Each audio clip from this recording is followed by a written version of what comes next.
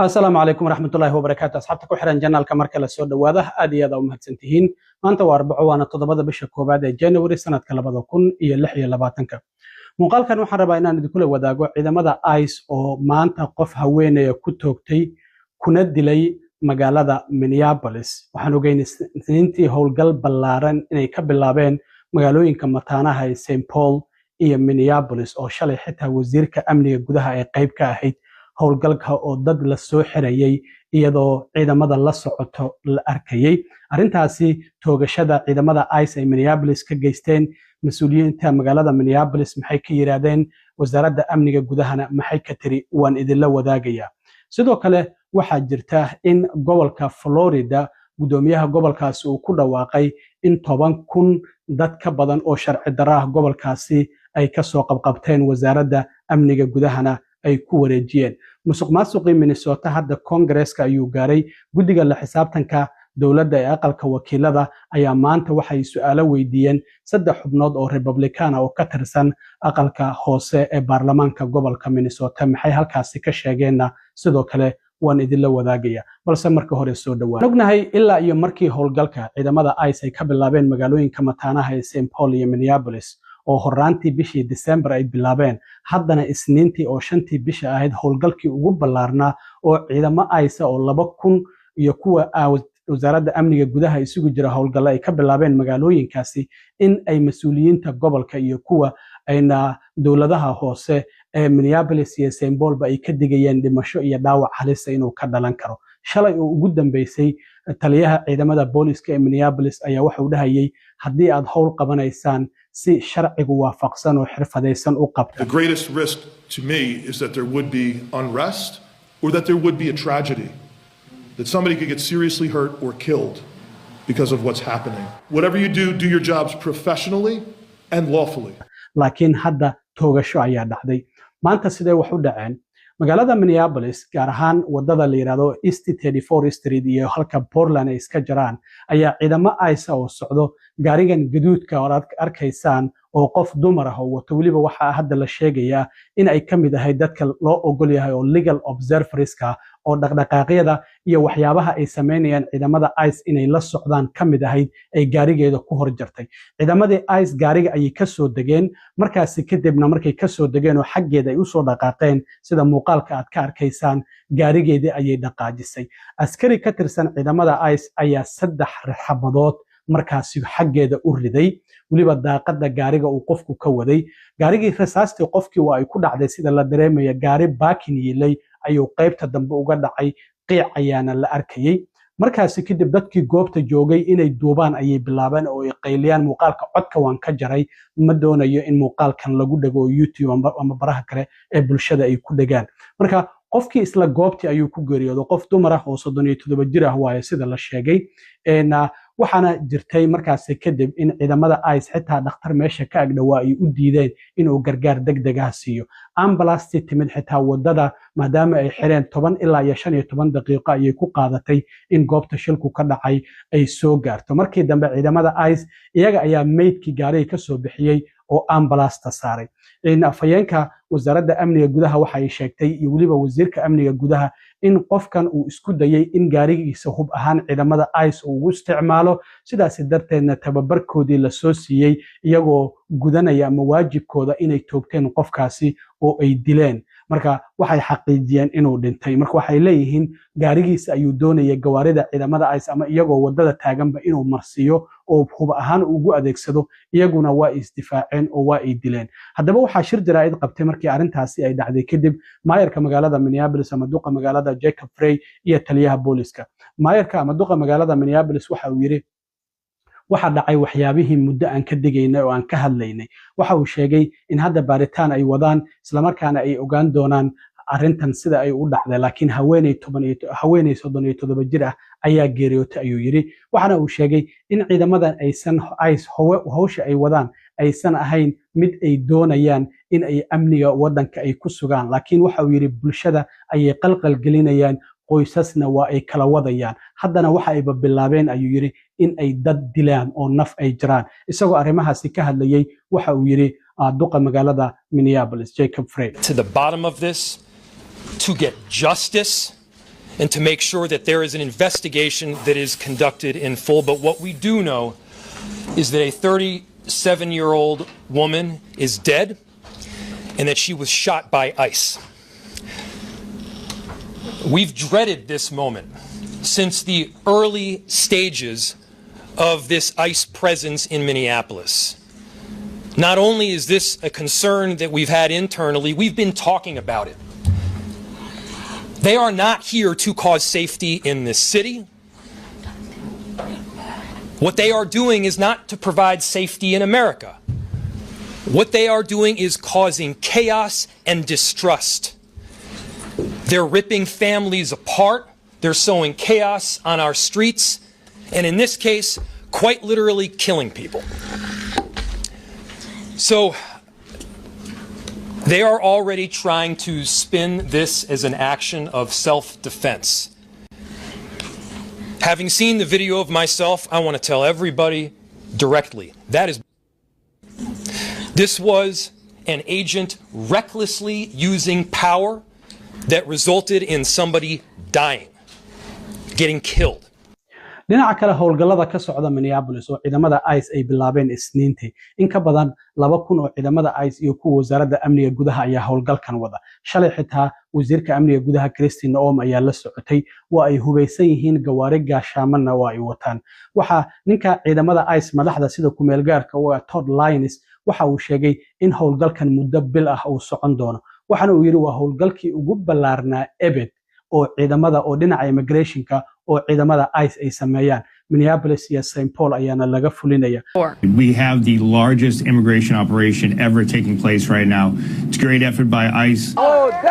muuqaalkan qaybta dambe sidaad ka arkaysaan waxaa ka muuqanaya meesha marka ay dadka qabtaan ay ciidamada ICE ee geeyaan shalay wasiirka amniga ayaa tagtay dadka fara badan ayaad arkaysa oo meesha fadhiyo iyo waliba iyadoo ciidamada salaamaysa ugana mahad celinaysa waxa ay sheegtay in howlgalkan xitaa 30 maalmood kadib haddii ay u baahdaan inay sii joogaan Minneapolis iyo St. Paul in ay sii joogi doonaan waxa sidoo kale Isniintii ay sheegeen inay soo qabteen in ka badan 150 qof oo Minneapolis iyo St. Paul ay ka soo qabteen shalay lama oga inta ay soo qabteen howlgalkuna hadda wali waa uu socdaa dhinaca kale waxaan gudoomiyaha gobolka Florida Ron DeSantis oo shir jaraa'id qabtay ayaa waxa uu sheegay in howlgal soo bilowday bishii Agosto ee 8aad ilaa iyo hadda bishan January ee sanadkan cusub soo gaaray muddo 5 bilood socday oo loogu magac daray Operation Tidal Wave inay ku soo qabteen in ka badan 10,000 oo dad sharci darro ah waxaana laga soo qabtay degmooyin kala duwan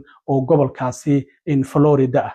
dadkan sharci darrada ah oo gobolka Florida laga soo qabqabtay howlgalku waxa uu bilowday Agosto bishii 8aad kowdeedii sanadkii 2025 ilaa iyo waxa uu soo gaaray 6dii bishan January ee sanadkan 2026 waxaana lagu soo qabtay 10,400 oo dad sharci darro ah sida ay sheegeen in dadkaasi 3,435 kamid ah Guatemala ay ka yimaadeen 3,331 Mexico 1,353 Honduras 312 El Salvador Venezuela sidoo kale 312 halka 1,249 wadamo kale oo kala duwan ay ka yimaadeen wadamadaasi lama sheegin marka waxa uu sheegay in laga soo kala qabtay in ilaa iyo 13 degmo oo kala duwan oo gobolkaasi kamid ah waxa kamid ah Alachua Baker Bradford Brevard Clay Hernando Hillsborough Indiana River Orange Pinellas St. John's Sumter iyo sidoo kalena waxa kamid ah Flushia meelaha laga soo kala qabtay hadaba waa kan gudoomiyaha gobolka Florida Ron DeSantis oo shir jaraa'id qabtay kana hadlayay howlgalkan waxa uu yiri ma jiro gobol kamid ah gobolada Mareykanka oo dadka aan soo qabanay in la eg soo qabtay waxana uu ku faanay dadkaasi sharci darrada oo gobolkaasi ay ka soo qabteen isla markaana ay ku wareejiyeen wasaaradda amniga gudaha si ay u masaafuriyaan. So today I can announce that Operation Tidal Wave is now hit over 10,000 arrests of illegal aliens who have been turned over to the Department of Homeland Security. Of those, 63% had criminal arrests or convictions, including violent offenders and sex offenders, although you don't have to have committed a crime to be subject to immigration enforcement. If you've come illegally, that is the offense. And so, of course, people can enforce the law. But it does show that some of these folks have been involved in a lot of really, really bad stuff. So there's no other state that has been able to do anything approaching what the state of Florida has been able to do. dhinaca kale musuqmaasuqii gobolka Minnesota aqalka Congress-ka ee Mareykanka gaar ahaan aqalka wakiilada xubnaha guddiga u xisaabsan alla xisaabtanka dawladda ayaa maanta waxa ay qabteen dhageys la xiriira musuqmaasuqa ka jira gobolka Minnesota saddex xubnood oo Republican oo ka tirsan aqalka hoose ee baarlamaanka gobolka Minnesota oo kala ah Kristen Robbins Walter Hodgson iyo sidoo kalena Marion Rarick ayayna su'aalo weydiiyeen waxa ay ka tirsan yihiin saddexdan xubnood guddiga baarlamaanka gobolka Minnesota u qaabilsan ka hortagga musuqmaasuqa la xisaabtanka hay'adaha gobolka Minnesota waxaana la sameeyay bishii January ee sanadkii dhamaaday 2025 marka su'aalo ay weydiinayeen xubnaha Congress-ka gaar ahaan guddiga la xisaabtanka u qaabilsan waxa su'aalaha ugu horeeyay ku bilaabay Tom Emmer oo gobolka Minnesota laga soo doorto hoggaanka xisbiga Republican-ka ee aqalka wakiiladana kamida waxa uu sheegay in ay jireen ayuu yiri ilaa iyo 1,000 qof oo dad marqaatiyaal ah oo musuqmaasuqa ka hadlay oo gobolka u soo sheegay isla markaana ay iska dhagatireen gudoomiyaha gobolka Minnesota Tim Walz isla markaana sidoo kale xitaa loogu hanjabay inay shaqadooda waynayaan ay tiri xubno dimuqraadi ayaa ku jira xitaa xubnaha gobolka u shaqeeya oo musuqmaasuqan doonayay inay shaaca ka qaadaan laakiin loogu hanjabay in shaqada laga ceerinayo waliba sabab loo yeelayo caafimaadna aan la siinaynin waxa la weydiiyay gudoomiyaha gobolka Tim Walz musuqmaasuqan inuu dhacayo ma oga ay ku jawaabeen marka bal ila daawada markii Tom Emmer su'aalahan uu weydiinayay xildhibaanadan la yiraahdo Marion Rarick oo iyadoo kamid ah xubnaha saddexda ee maanta guddiga la xisaabtanka ee Congress-ka Mareykanku ay su'aalaha weydiinayeen. Representative Rarick, I'm going to begin with you. You've been working on this issue for years. You've spoken to the whistleblowers personally. Is that correct? That is correct. You have an understanding that 1,000 whistleblowers running an account on X have come forward to expose fraud in Minnesota state agencies, and they have been entirely ignored by Tim Walz and have even been retaliated against. Is that accurate? That is correct. Even this morning, I got another message. Well, in your experience, are their claims credible or are they politically motivated against Walz? They're completely credible, not politically motivated. In fact, many of these are Walz administration employees, correct? They are actually Democrats as well. Can you quickly give us one example of the retaliation these folks have been facing? Yes, I can. In my opening statement, I mentioned that the most severe ones was that they would be fired with cause, so they couldn't have unemployment insurance, that they would be blacklisted from all state agencies, and I would bet that it's also Hennepin County and Ramsey County, as you know, those are Democrat-run, and much, much more. Based on what you've learned, Representative, over the last several years, do you have any doubt that Governor Tim Walz knew about this fraud as it was occurring? He absolutely knew that it was occurring. Thank you. The Housing Stability Services Program was estimated to cost about $2.6 million per year, but before it was shut down last October, it was on track to run about $122 million in 2025. In fact, I think they sucked $161 million out of it from the point it started in 2020 until it was finally shut down. Isn't that correct? That is correct, and Joe Thompson believes that 90% of that was fraud. Yeah. The Quality Leering Center, as uncovered by Nick Shirley, received almost $10 million in funding. Is that accurate? I believe it is. There are more than 80 autism centers in Minnesota under investigation. Is that true? I believe it is, yes. It's clear that someone is criminally complicit. You can't just let this amount of money get out of your administration over a period of 7 years without knowing. aad iyo aad u mahadsantiin asxaabta intaan mar kale kulmi doono waa saaxiibkiin cilmi waaro idinla sida iyo nabadgelyo السلام عليكم أصحاب السوداء magaalada Minneapolis war degdeg ah ayaan idin socodsiinaya howlgal ballaaran ayaa saaka waxa magaalooyinka mataanaha St. Paul iyo Minneapolis ka bilaabay ciidamada ICE 2,000 oo askari ayaa markan la soo diray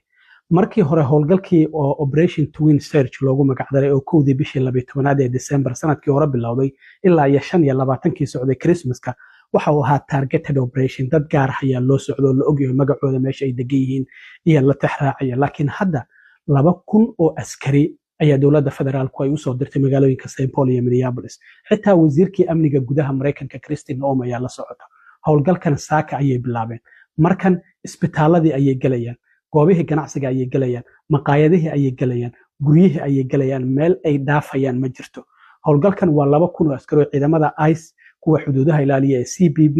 iyo qaybta wasaaradda amniga gudaha ciidamada u qaabilsan booliska baaritaanada dhanka musuqmaasuqa marka waa tii la yiri Minnesota musuqmaasuq ballaaran ka jiro canugii Nick Sharlin oo muuqaaladii ka duubay dheekeradii marka iyagoo arrintaas ku soo gabanaya ayaa hadda duulaan caadi ah waxay ku soo qaadeen magaalooyinka Minneapolis iyo St. Paul waxaan arkay goor dhaweeyay wasiirka amniga gudaha oo qof dhinaca Latin America inuu ka yimid aan u malaynayo oo gurigiisa laga soo bixiyay la hadlayso oo dhahayso waa lagu process gareynaya waa lagu arkaya kadibna waa lagu masaafurinaya marka iyadii ayaaba la socotaba ciidamadii kuwani waa hubaysan yihiin hub kala duwan qoryo waaweyn ayay wataanba oo markan caadi u hubaysan yihiin marka dadka wadanka sharci darrada ku soo galay kuwa maqaaxiyaha ka shaqeynaya hadii Uber ama Lyft aan waday ama meel kale aad ka shaqeynaysay Minnesota joogis waa beesha markan hadii aad meel kale ka aadi karto inta arintan ay socoto isaga tag howlgalkan waa mid ballaaran gudoomiyaha gobolka Minnesota oo maanta jir jaraa'id qabtayna waxa uu yiri Washington ayaa duulaan naloo ka soo qaaday waanan ka dagaalamaya yiri maadaama hadda arrimihii siyaasadda aan dhinac iska dhigay oo aan ka fikiraynin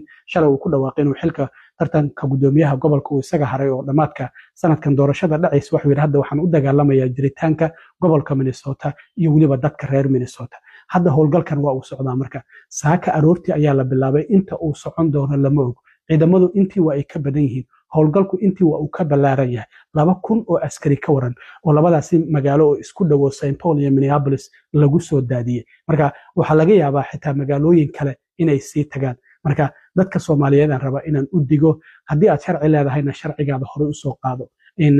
jeebka ku wada baasaboorkaada because waa la iska ka qabanaya waa lagu weydiin karaa inaad carartaha isku dayin hadii su'aal lagu weydiiyo waxaad xaq u leedahay inaadan albaabkaada furin su'aal lagu weydiiyana aadan ka jawaabin ayaad xaq u leedahay marka lawyerkaada hadii aad wacan kartidna waco laakiin xuquuqahaas oo idilba waa aad leedahay laakiin howlgalkan waa mid ballaaran oo saaka bilowday inta uu socon doono lama ogo wasiirkii amniga ayaaba ciidamadii la socotaba gawaari qafulan oo kuwa militariga ah ayay saaran tahay oo ay la socotaa dadkii la xirayay ayay ag taagan tahay marka la xirayo ay howlgalka dhinaceeda ay ka tahay marka howlgalkaasi ayaa bilowday reer Minnesota waa St. Paul iyo Minneapolis ogaada digniintaasi waad qabtaan qofkii sharci lana sharcigiisa ha wato qofkii sharci la'aanana hadii uu dhooman karana ha dhoonto hadii uu gobolka ka tagi kara inta arintan ay socotana ha ka tago marka arintaasi ayaa jirtay ogaada aad iyo aad u mahadsantiin asxaabta stay tuned waxyaabaha soo kordho waa idila soo socodsiin doonaa insha Allah السلام عليكم أصحابتا وردقدقة مقالة مينيابوليس waxaan ogeynay Isniintii ciidamo 2,000 ka badan oo ICE iyo kuwa wasaaradda amniga gudaha ee Homeland Security-ga isugu jira inay howlgal ka bilaabeen shalay haba ugu darnaato xitaa wasiirka amniga gudaha ay timid laakiin maanta waxyaabihii ay ka digayeen mas'uuliyiinta gobolka iyo kuwa Minneapolis ayaa dhacay toogasho ayaa dhacday qof ayaana dhintay sida muuqaalkan aad ka arkaysaan gaarigaasi gaduudan ayaa waxa uu ku horjaray gaarigiisa gawaari ciidamada ICE ay wateen waxaana arintan ay dhacday ku dhawaad 6 saacadood duhurnimo waqtiga Minneapolis markay ahayd waa 5 saac iyo 43 daqiiqo waxayna ka dhacday East 34th Street wadada 34 iyo Portland baraf ayaa Minnesota ka daay sida aragtaan xitaa wadada baraf ayaa yaala marka gaarigan haweeney ayaa wadatay gaduudan sida arkaysaan codkii waan ka xiray maxaa yeelay dhawaqa risaas ayaa la maqlayaa ma doonayo in muuqaalka lagu dhago sidaas darteed markii ay istaagtay ciidamadii ICE gawaaridooda ayay ka soo dageen markaas kadib gaariga qofkii watay waa uu dhaqaaqay kadibna waxa la maqlayaa dhawaqa 3 risaas ah kulay qofkii waliba dhinaca gaariga qofku uu ka waday ayaana laga maqlayaa risaasta ay ku riday askari ka tirsan ciidamada ICE uu ku riday haweeneyda marka risaastii waa ay ku dhacday gaarigeedii waa uu dhaqaaqay gaari kale oo baakin yilay ayuuna gadaal uga dhacay xitaa qiic ayaa la arkayay marka kulay risaas ayaa qofkaasi ku dhacday markii dambe xitaa waxa la leeyahay ciidamada ICE waxay u diideen dhakhtar meesha ka ag dhawaa in qofkaasi dhaawaca ah uu caawiyo oo laga yaabo markaasi inuu dhaawac ahaa